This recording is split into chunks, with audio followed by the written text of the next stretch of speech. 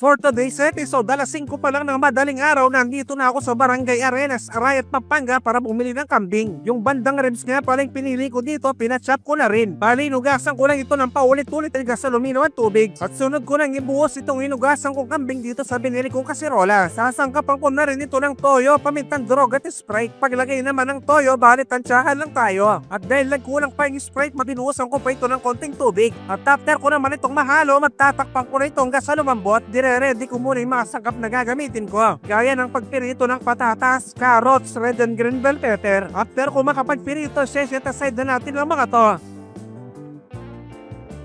At fast forward tayo pagkalipas ng nasa isang oras sa pagpapakulo, pwede na to. At sa usok pa lang nakakatakam na, pero mas lalo pa nating pasasarapin mamaya to. Dahil sinara ko lang, pero yung pinagkuluan dahil sobrang napakalasa, hindi ko muna itatapon. At gamit yung mantika at gawaring pinagprituhan, ng gisa na ako ng sibuyas at bawang. Ilagyan ko ito ng bay leaf at tomato paste. At tinalo-halo ko lang din to hanggang sa maging ganyan ang itsura ng tomato paste. At pagkatapos, ilalagay ko na yung mga pinalambot kong kambing kanina. At kung umabot na kayo sa part ng episode na to, pwedeng paki-comment naman kung tagasan ka para malaman ko kung saan umabot ang bidyong to. Maraming salamat. Nilagyan ko nga rin pala ito ng siling pula para may kagat sa dila. Nilagay ko na yung pinagkuluan kanina. At hindi ko muna pala binuhos lahat. After ko naman itong mahalo, tatakpan ko lang tong gas sa kumulo. Balikan natin mamaya. Nagandang ako ng konting asin at nilagyan ko na ito ng tomato sauce. At ito pa pala ang sekreto para mas lalong sumarap ang niluluto natin. Dahil lalagyan ko pa ito ng isang latang liver spread, pero yung maliit lamang. At tinakpan ko lang ulit tong gas sa kumulo. At nang kumukulo-kulo na, at nilagay ko na yung pinirito ko patatas, carrots at red and green bell pepper. At sa itsura pa lang nakakatakam na, siguradong maninira na naman ang diet mamaya to.